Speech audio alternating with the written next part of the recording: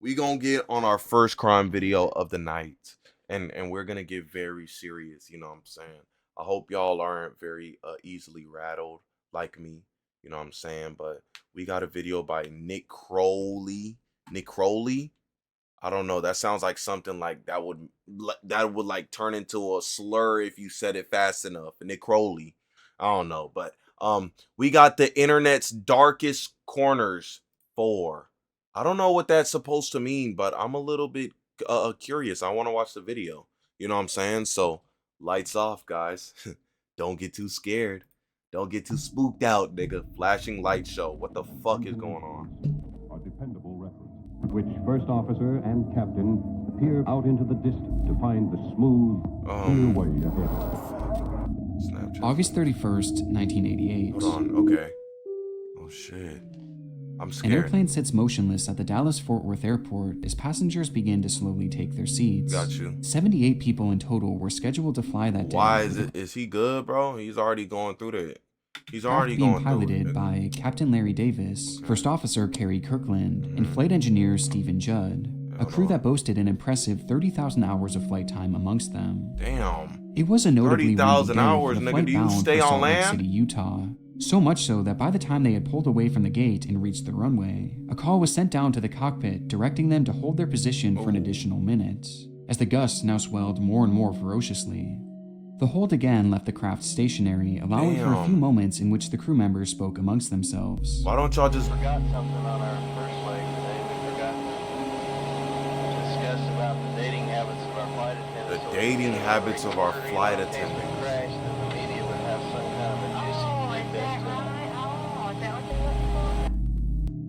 What? The voice you're hearing is that of First Officer Kerry Kirkland, who mentions a point that, in passing, seems completely out of the blue, that they should talk about the dating habits of their flight attendants, as it would give the media something to talk about in the event that they crashed. As That's bizarre as so this line sounds, weird. Kerry was actually referencing a separate incident that had happened not even a year before, with that being the crash of Flight 1713. A few seconds of Hold on, bro. indescribable terror on runway 35 left. Fuck. Too many people die in an instant. We ask again, why them and not us? What? Who's asking that? Okay, In that listen. scenario- R.I.P. them. You know what I'm saying? Absolutely. But I'm not asking that question at all. The pilots of the flight had also been awaiting takeoff, this time in the midst of a brutal blizzard. And rather than discussing their Blizzard. takeoff, they instead had conversations about the stewardesses on board, joking and laughing amongst themselves about the manner in which they dated around, with these pilots getting so lost in that conversation that they completely forgot to de-ice their plane. A mistake they likely never even realized, as just moments after takeoff, rather than the plane soaring high above the ground, it raised only slightly before falling limp, crashing into the dirt below it and killing 28 people on board, including those 2 pilots. These niggas too worried about fucking talking about dating and goddamn getting hoes and shit. It like not even worried about the actual fucking plane they're on, my nigga. How are y'all even having normal conversations like that in a blizzard, bro? What? The story made national and international headlines, making it a topical reference for Kerry to bring Sorry as up, fuck. yet also a clearly inappropriate one, as he had failed to notice the irony in his words. Following the crash of 1713, new stricter guidelines were put in place so that pilots would keep their conversation focused on the takeoff process Yeah, until they were well obviously. established in the air. Yet here, Kerry was joking around with the crew, not even noticing that he too was creating a distraction. One that sucked in not only one of their flight attendants, but even the captain himself. We were just talking yesterday, you know, about 191 seems to be the classic airline crash that the news media goes for every time. Which led to Kerry providing one last bit of gallows humor. Yeah, you know that Continental that crashed in Denver? Did you read that? Yeah, they were talking about the dating habits of one of the flight attendants. Had a real nice conversation, laugh, you know. We gotta leave something for our wife and children to listen to. That's so He was well insane. aware of just how much the media loved a good plane crash segment. That is And so unbeknownst to that insane. distracted crew within the cockpit, they were about to give them a fresh story. Cause like I would deadass be pissed off if somebody says some bullshit like that. Estimates look good. Airspeed's coming up both sides. VR, V2.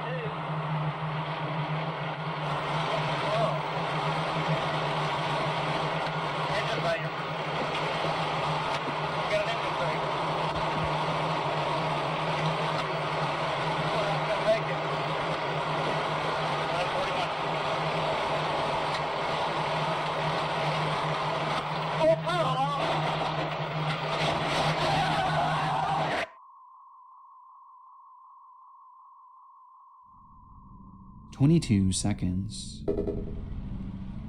That's all the airtime the craft could muster, as immediately upon the wheels lifting off the ground, the craft began to roll right, with the wing striking the runway and catching on fire as it clipped a nearby antenna that was anchored to the ground. The plane was immediately uncontrollable and completely unable to gain any sort of significant altitude, as it fell into a pathetic descent and crashed into the dirt below it, sliding well over 1,000 feet before grinding to a halt.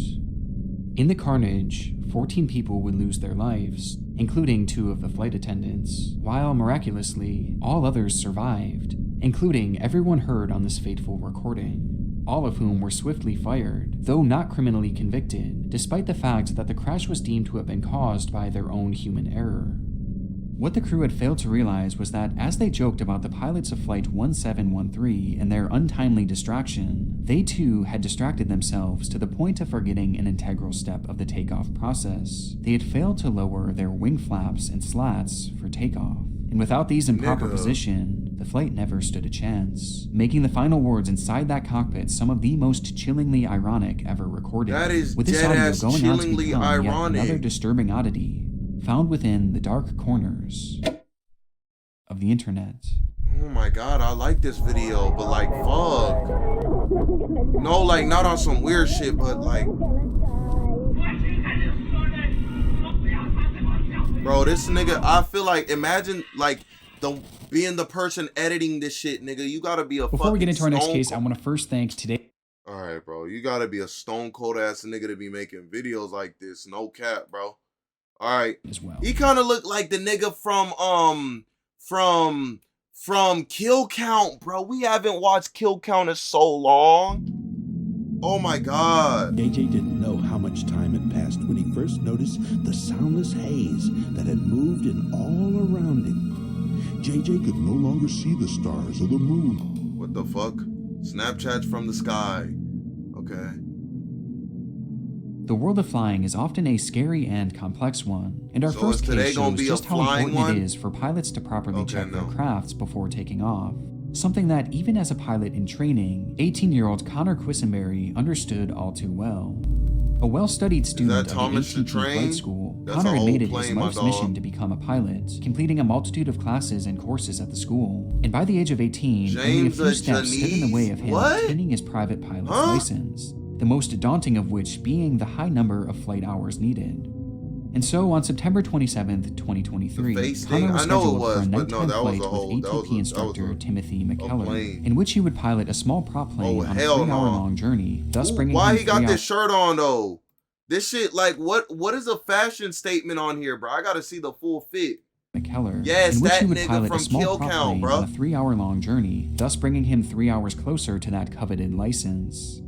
McKellar was just 22, a young man himself, and he had not been Timothy's usual instructor, but that day he was the only pilot available to assist Connor. In fact, it was the first time the two Oh had ever my even God. flown together, and it was clear from the get-go That's that it some- was probably going to be their last. That's some Recognizing the bullshit. importance of checking over your plane before takeoff, Connor had begun performing a lengthy check of the craft to ensure that everything was in working order, exactly what most instructors would probably want to see from their students. But apparently not McKellar, as unbeknownst to Connor, his flight instructor had pulled out his cell phone during his checks and recorded the following video for his Snapchat. Nigga.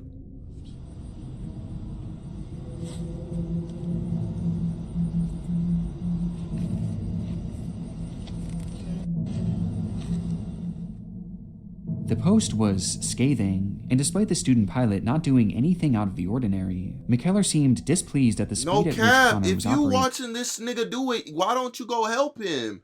Big Rubber Ranch, like, telling how his old friend- is you having Snapchat on your phone anyways, bro?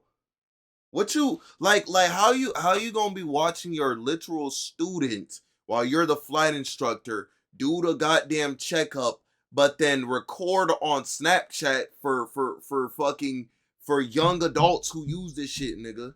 Why are you even on Snapchat at your grown age? on What Snapchat the how hell? glad he was that Connor wasn't his full-time student, Hell and fit that he'd seen anyways. faster movement at the Special Olympics. It was clear that McKellar wanted no part of this flight, and that the two could be in for a long, tense evening, with McKellar's passive-aggressive attitude only continuing on from here. I do not have to be up at 4:30 a.m. tomorrow or nothing. Let's take our sweet ass time and have a conversation instead of getting this 3-hour flight done. Then fucking help him. You mad at him for goddamn checking and making sure everything's right. Why don't you help him so y'all can be done quick? Lame ass nigga. Crying and shit. Nigga's a loser, bro. Still The caption recording here on sheds more light on Snapchat, why bro. McKellar seemed so frustrated. As he typed, "I don't have to be up at 4:30 a.m. tomorrow or nothing. Let's take Yeah, our yeah, we sweet ass seen time that. and I have a read that. conversation instead of getting this I read 3-hour that, bro. flight done." But that frustration obviously can't excuse his comments or his demeanor, as in this scenario, he was the teacher, there to support and mentor Connor. Yet instead, he was lambasting him behind his back on social media, and making it Lame apparent to ass the young nigga. student that he was being a burden, as he tapped his fingers obnoxiously on the plane. No cap, These after posts that shit, continue I would have from been like, here, can you as like the next stop doing Snapchat that? shows that the If he started tapping his fingers like that, I would have been like, yo, my dog, can you stop doing that? That shit is annoying as hell, bro. For real, for real. Like, what, do you want a box right now before we get on the plane or something so you can get it out your system? What do you two had need? finally made it inside the fuck? craft and had now taken off. Crying ass nigga. This is gonna be a long 3-hour flight with Forrest Gump Jr. Let me tell you this, he is not still the smartest in his class. Okay. Got you. His life is in your life is in his hands though, so it is Now what it obviously is. there's a lot of context missing here. It could have been possible that Connor had said something that irked McKellar, or that he was just not being responsive to any advice given. But this seems to be immediately disproven No, by but yet it doesn't another matter Snapchat though, that because McKellar his posted. life is in the other dude's hands. 1.6 hours into the flight of me giving it to him straight up. "Forrest, I don't mind you being hard on me. I know I need it." Me thinking to myself, did you really think I cared if you minded? But what I actually said is that we're flying planes, not driving cars. We can't have these weak areas this far in the game. The caption seemed to confirm that Connor was clearly trying to learn and get better, since after all, he was just a student and only 18 years old. Like, But this bro, didn't matter to McKellar, lame-ass and nigga. unfortunately for Connor, this nightmare of a flight was about to get much, much worse.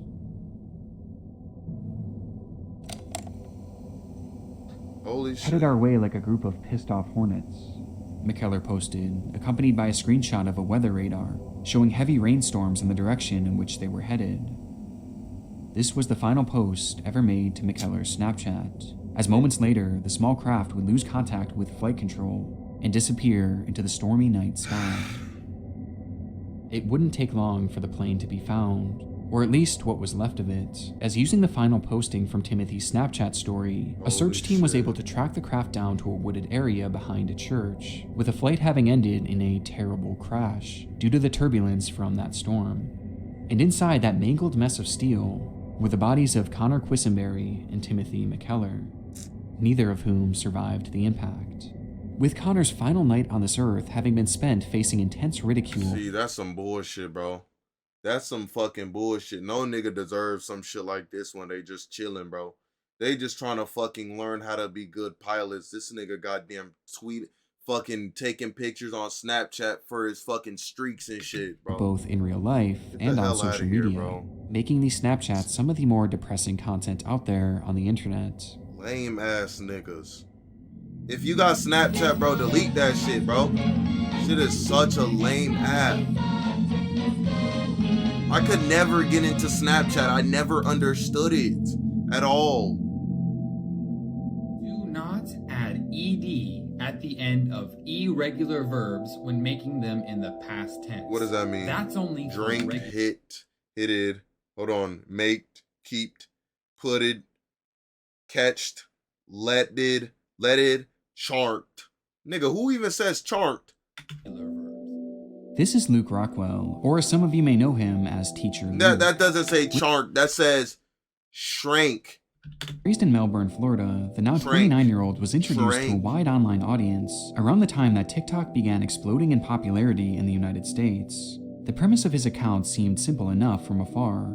Luke was an excellent speaker and used his Okay. understanding of the English language to create short-form videos centered Yo, around niggas proper love points. making videos like this, bruh.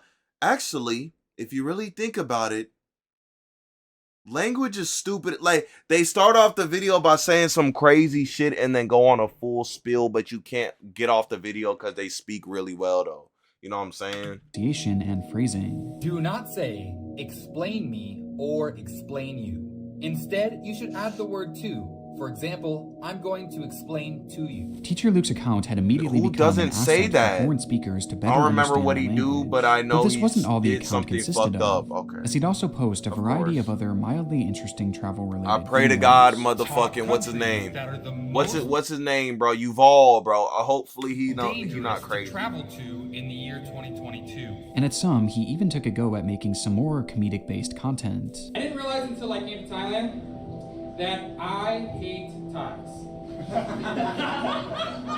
I'm just gonna say it. The weather is just too hot, man, to wear around your neck. But none of these were the reason that That was funny. That was funny. Ha ha ha ha ha.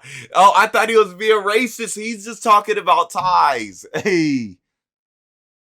the account grew to the size it did, as initially his page was followed by nearly 3 million TikTok users, thanks mainly to his more edgy content, leading to some clips that I'm certain some of you have seen before. Let me see. How do you say this word? Today I'm going to teach you 3 different ways to say this word. Some have a hard R and some do not. Negro is the common word used to call black people in Thailand. When I first moved here, I was shocked to hear it because in Western culture... That's so lame though, bruh. That's so lame. He started fucking making content for niggas to see, like, oh, he said the N-word. He said it just a little bit, but he's disguising it. This is the lamest type of content. Real shit. The lamest type of content. Offensive word. It's hard to label this content that Who is thrusts this? Luke's page into the not- spotlight, but I guess it could be described as baiting his audience into thinking he's saying something problematic, but instead making it a loosely educational moment, thus vindicating himself from anything he said. Like I mentioned before, these videos were definitely edgy, so much Puss. so that in 2020, his You got page a was nice actually puss. terminated by TikTok, thus leaving him all the way back at square one. Undeterred though, he kept on creating, launching a Damn. new account under the username Why did English y'all? with Teacher What the Luke. fuck? This looks And within weird as only hell. 1 year, it had already gained over 1 million followers back. No cap. 1 million followers on this account. Thank you guys so much. It's so crazy that 1 year ago on my old account, I hit 1 million on the same day. That's crazy. His content was What the seemingly fuck? inevitable, with each video being primed for virality. But what many might not have known was that his passion for the English language, as unserious as it may seem from these videos, Oh my reached far God. deeper than just the online Holy shit, bro. He too focused on the N-word and black people. world. Yo. In 2019, Luke packed his bags and moved all the way across the world to Thailand, where he would use his love of the language to get a job as an English teacher, working with students from K to 12 while simultaneously having a flourishing scared. career on TikTok. I'm scared. All factions of his life were thriving, and for a moment, it seemed everything in his world was going right. What? Like, how does he How ruin could all he of ever this? fail? How does he ruin all this, bro? Oh my fucking God. Yeah, I knew it. I knew it. I knew it. I knew it. I knew it. I knew it. The moment he said he turned into a teacher at Thailand, I knew what it was. US I teacher knew and it. TikTok star accused in Thailand of having sex with a teenager. Luke Rockwell was released on bail Fucking after he was weird-ass, charged in Bangkok with disgusting-ass luring a nigga. minor for indecent purpose. With one article, one headline, the facade of English teacher Luke had crumbled. Fucking But how did it loser. all go so wrong? And what Fucking exactly weirdo. happened that led to his arrest? Well, it started shortly before the news broke, when a 16-year-old living in Bangkok visited her doctor's I fucking office, knew it. complaining of intense stomach pain and discomfort. After administering a series of tests, doctors would determine that the girl had contracted not just one, but 2 STDs, Nigga, with her what? only partner having been Luke Rockwell. Her mother was furious upon the revelation and immediately took her to the police, where a full investigation was done, revealing some truly damning information. Oh. It was discovered that before the pair had met up for the first time, they had been messaging back and forth for roughly 5 months, and during this This time, nigga Luke waited lured her 5 months, bro, knowing she was 16 years old, bro. Yo, where is this nigga now? I hope he's not out. He probably is out, but still though, bro. Yo, this nigga is a fucking eventually weirdo convinced her to sleep with loser. him. And while this is horrible enough, some agencies actually reported that the girl was a former student and had become a fan of his content, which led her to reconnect with her former teacher, insinuating that the grooming may have stemmed back even further than just those 5 months. But I need to note that I was unable to find any solid proof of this, so take these reports with a grain of salt. But what is known for sure is To that be Robert honest, I have a feeling he disguised going to Thailand and turning to a teacher to be for to be for to be a passport boy without being a passport boy, you know what I'm saying? Cause this nigga could have been an English teacher in fucking America.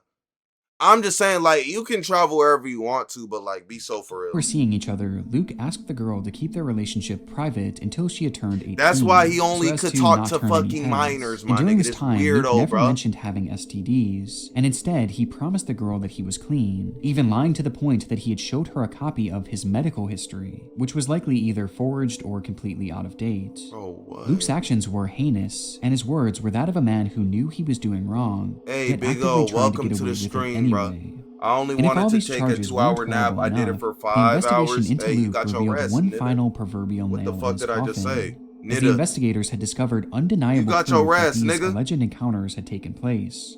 Proof that came in the form of video recordings that were all done without the victim's knowledge. Following the discovery, Luke was arrested and his TikTok page was removed once more. Thank But the despite Lord. the evidence for these charges lobbied against him, it appears that Luke isn't actually That's insane. These niggas posted up with his lame ass, bro. Fucking disgusting. in prison, at least not yet, as after quickly making bail, some internet users claim that they've seen him around Bangkok, enjoying his life and acting as if nothing happened, even posting stories on what appears to be his secret private Instagram. I Boy, was unable to somebody find any go updates fucking outside of hack this, into that making it bitch. unclear whether Luke is still on bail, if he's been taken back into custody, or if he ended up beating the charges. So for now, it's uncertain how Luke's Yo, story get this will end. weirdo off my screen, But it's still actually. disheartening to know that his Get presence is him still off my looming out screen. there in the What are we shadowy watching? corners The of the internet's online darkest world. corners. Basically, the most weird, like some weird fucking events and shit in a compilation, scary ass compilation. Yo, what is this one? The Vanishing of Jinyu. Hu Jinyu. October 25th, 2022. The bell rings throughout the halls of the Jiuan Middle School in the Jiangxi province of China, marking the start of another class period. Jiuyuan was not your standard middle school. For starters, it was massive, stretching roughly 600 acres around.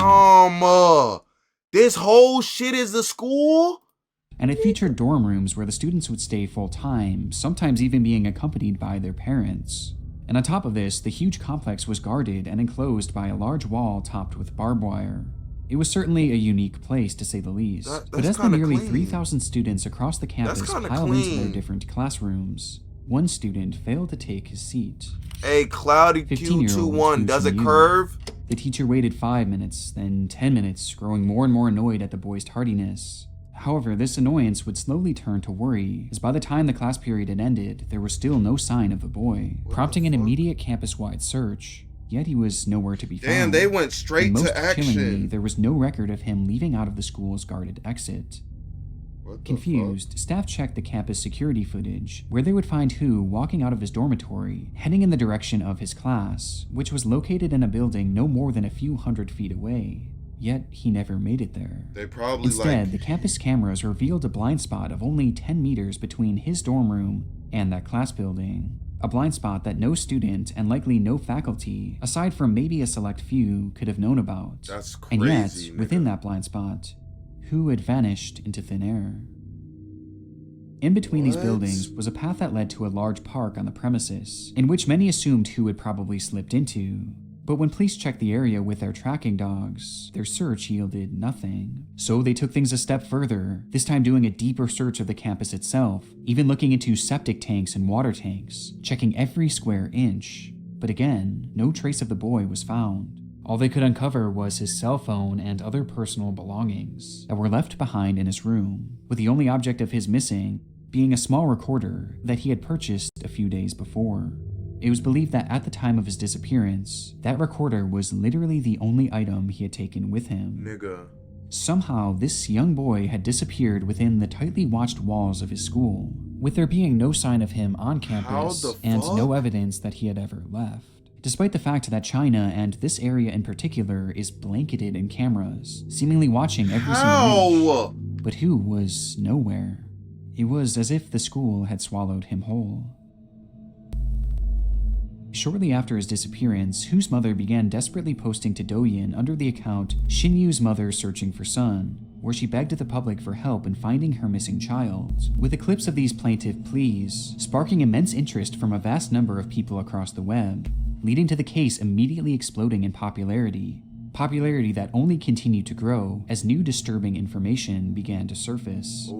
It started with a revelation made by an internet user in China who mentioned that Hu was not the first student to go missing from the school. In fact, these disappearances were becoming seemingly a yearly occurrence, prompting immediate speculation about the school and their potential involvement in these disappearances.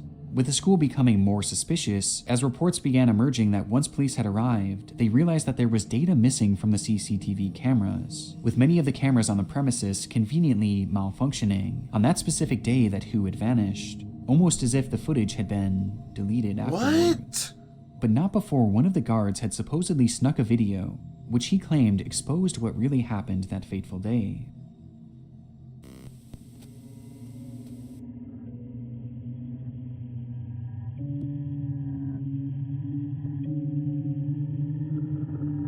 What is going on? They stripped this nigga? What? I'm not sure if I'll be able to show it here, but the grainy CCTV footage shows what looks to be a young boy, lying limp before being placed onto a stretcher and carried away, with many online taking the clip and running with it, claiming adamantly that it was Hu and that he had clearly been kidnapped. And this wasn't the only supposed recording of the incident, with the other evidence coming from the recorder that Hu had been carrying. But although at this point the device was never recovered, one internet user claimed that it featured a cloud storage system, in which he was able to hack into and access Hu's final recording from that day, Nigga, with this for clip real? being even more disturbing.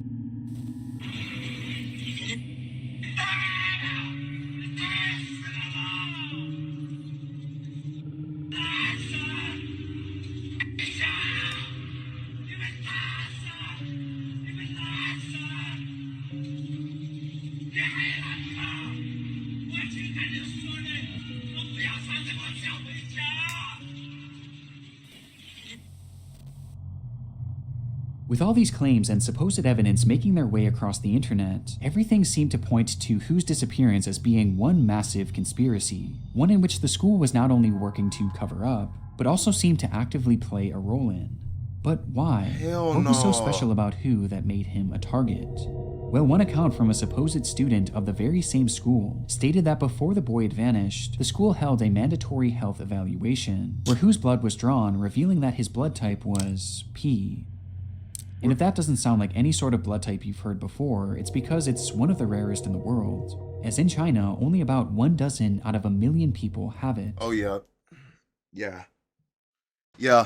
I ain't gonna lie. Let's be so for real. Them niggas captured him. Them niggas captured. Listen. It's already China, first off. You know what I'm saying? No disrespect. But you having one of the most rare blood types going instantly missing, let's be so serious, bro. This nigga must have had superpowers, bro, but still, though. Because of this, it was claimed that Hu had been killed in order for his organs to be harvested and used as a transplant for a local official who shared the same rare blood type. What the fuck? The story was compelling, and with the school's suspicious history of disappearances, people in the area began to protest at its gate, demanding to know what was going on. That is to which the fucking principal and the staff insane. lashed out in anger, acting crazed as if they had something to hide. Hold on, what Only does he added say? further fuel to the fire. And with all these disturbing accounts and details coming out from all across the web, the fire raged more and more intensely as the theories grew wilder and wilder. Until January 29th, 2023, when a man walking his dog stumbled across the body of Hu Xinyu as it hung lifelessly in the woods, alongside a brick wall just barely 60 meters away from his school. Next to his body was the voice recorder that had multiple audio messages stating his intentions to end his own life, which was done using his own 2 shoelaces. His own two. What the fuck? In the time since his body was discovered, lots of new information has been brought forward by officials, who sternly stated that both the recording and the video of Hu had been completely faked, along with a fake as variety of hell. other details that the press had Fake leaked, as hell. and that an autopsy revealed that he had no injuries other than those that were self-inflicted, and most importantly, that the body included all of its organs. It was also discovered that his journal revealed I apologize about everything I said. You know what I'm saying?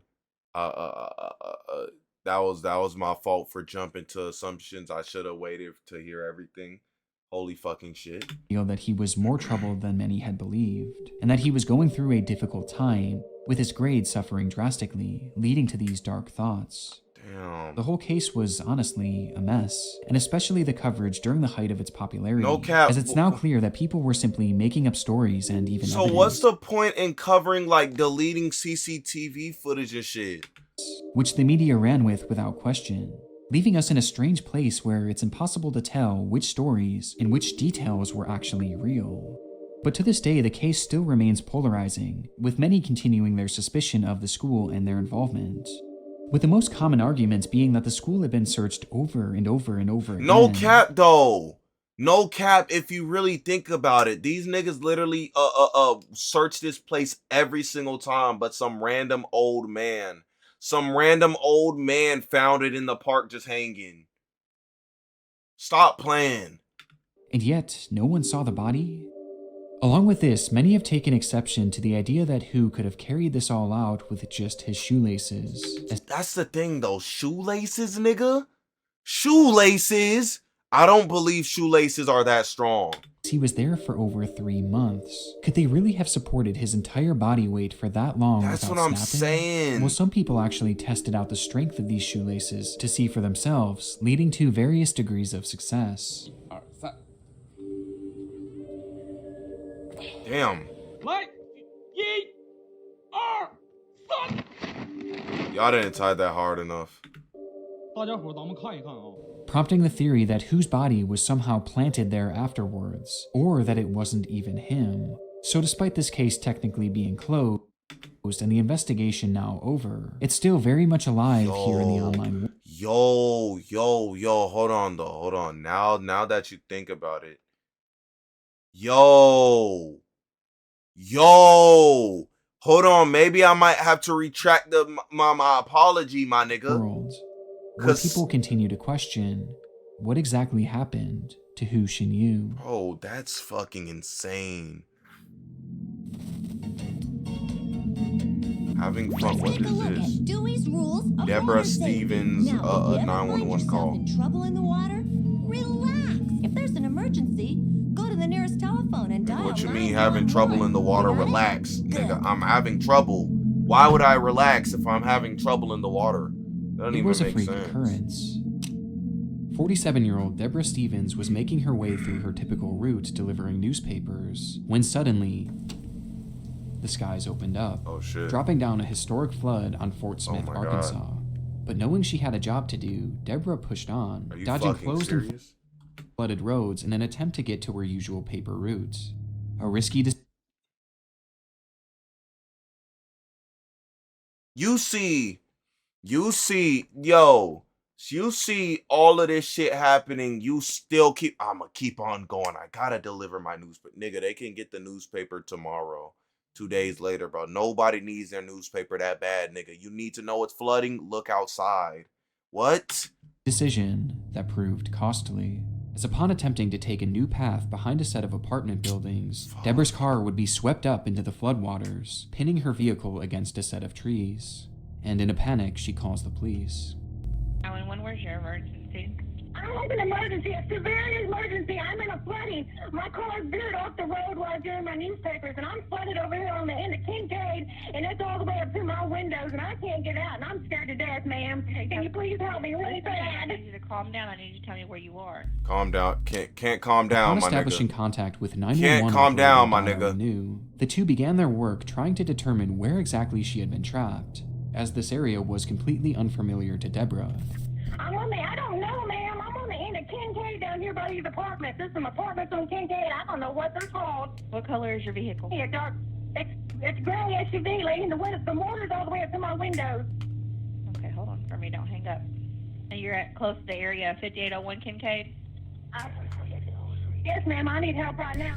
The urgency of the situation is clear just by hearing Deborah's voice, as she pleads with the operator to send someone out to her as soon as possible, recognizing that the water was likely going to consume her in the following minutes, leading to Deborah growing more and more panicked. Please send somebody fast to get me. I'm scared. Okay, listen, I can't calm swim. down I for me. can't swim. I'm gonna drown. You're not gonna drown, just calm down. Well, ma'am, it's all the way up to my chest. Okay, Please, listen, I I am. understand. Hold on for me. I'm scared. I'm sorry. It's fine to be Nigga, what you mean hold on for a second? No, I can't hold on. You telling me the water's up to my chest? I can't swim. Bro, you talking about hold on, bro. Stop playing. Though this is where this fairly normal 911 call begins to take a strange turn. What you mean? As Deborah's urgency That is was not a fairly normal 911 call, bro. That's already fucking scary, nigga. not reciprocated by the operator, who began to not only dismiss Deborah's worries, but seemingly become annoyed at the trapped woman. Somebody save me. Am I not on the phone with you trying to get you some help? Yes, Okay, so stop. somebody get me out before I die. I'm sorry. You're not gonna die. I don't know why you're freaking out. It's okay. I know the water level is high. Who is she? Why is she? What is you fucking mad for, nigga? I am about to drown. You talk about stop freaking out. I don't know why you freaking out. Why do you fucking think I'm freaking out, stupid ass nigga? I understand that, but you freaking out doing nothing but losing your oxygen up in there, so just calm down. But are they not gonna come and get me? You said what? I'm sorry? When are they gonna be here? As soon as they get there. Man, my phone's gonna die. They're not gonna find me. They're gonna find my brand new phone. Do you really care about your brand new phone? I mean, you're over there crying for your life. Who cares about your phone? What is wrong with this woman? Only grew more and more visceral the as fuck? she then began to place the blame onto Deborah for getting into this predicament in the first place. Hold on, okay? Thank you. I'm sorry if I'm rude, but I'm scared. You're not being rude. I know you're scared. Just calm down for me. I'm scared. I've never had anything like this happen to me before. Well, this will teach you next time. Don't drive in the water. Couldn't see it, ma'am. I'm sorry, or I wouldn't have. I don't see how you didn't see it. You had to go right over it, so. No, ma'am. Yo. See, no- this is the thing though. For me, bro, I don't know, bro. I don't like. Listen. The thing about 911 operators to me, like I said, bro, I obviously know you always have to be calm when calling like this, my nigga. But what I don't understand is when 911 operators try to make shit sound like it's not urgent, like it's okay, we're gonna get, no, bruh, give me a sense of urgency, like, okay, bro, I got you, we're getting the police on you right now, we're on the way, boom, right? Like, don't try to calm me down when I'm already fucking tensed up. That's not gonna help me, nigga. It's gonna make me feel like you playing with me, bro. I just need you to get niggas to where I'm at. Where I was at. Okay. The water just didn't appear.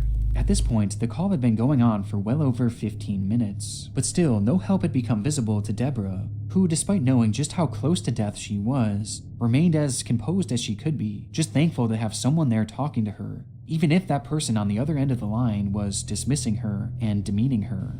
I'm sorry, ma'am. What's your name? Donna. Donna, thank you for being here for me, Miss Donna. You're welcome. Though all of this failed to stop the obvious annoyance of the operator, who after nearly 20 minutes now couldn't help but sneak in a laugh. In between both apartment complexes on this street, at the dead end. In the very back side, there's a bunch of trees. I don't know. Right there, she showed 5801 at the end. Before finally just losing it. These people are out, they can all see me. They're all standing out there watching. Miss Debbie, you're gonna have to shut up, okay? I need you to listen to me. Yes, ma'am. The whole call had been leading up to this moment, as Donna's frustration had finally boiled over, as she straight up tells the helpless woman to shut up. Though despite this demand, Deborah couldn't keep quiet for long, as the situation that was teetering on the edge of life and death suddenly collapsed. It's helping me pin your location, so don't hang up on me. Okay, where are you moving to? Tell me where it's going.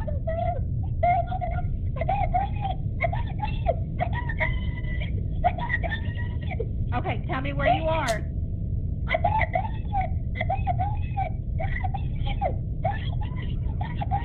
Listen to me, hold on.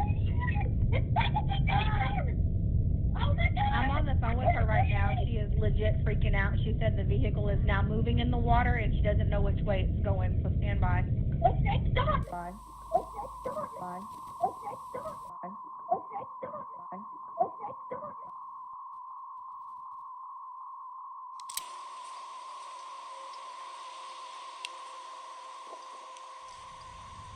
I'm standing around the very back side of the apartment complex on the southeast side, and the only part of her car I can see is the roof and the dome light that's on in it. I can't get out there to her. You're gonna have to wait out here to me to get to me, so. It would take officers approximately 12 hours to find Deborah's car, where inside she was dead. Her final moments of life being captured on a 911 call where the operator couldn't even pretend to care. And her predicament was made even more heartbreaking in hindsight, as it was revealed that Deborah was handicapped and couldn't even swim. In fact, she had a crippling fear of water.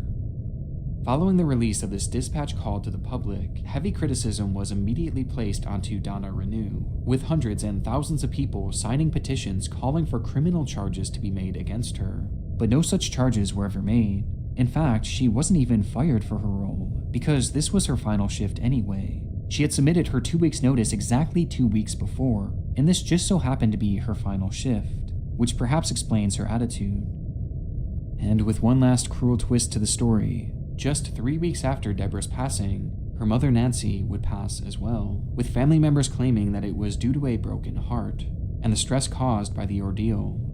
Though despite this and the fact that Donna Renew has never apologized for her actions, Deborah's family has gone on to forgive her nonetheless, with this amazing act of virtue shining a faint light on one of the darkest cases I've ever come across. What the fuck, bro? What the fuck?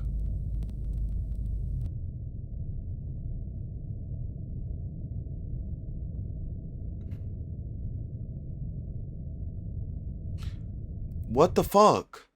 Like, I have no other words, bro. Like, that shit is fucking insane. No, like, that is dead ass fucking insane. Like,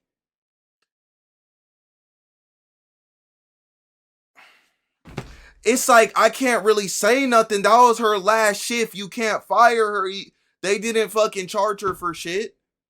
Hey. What the fuck?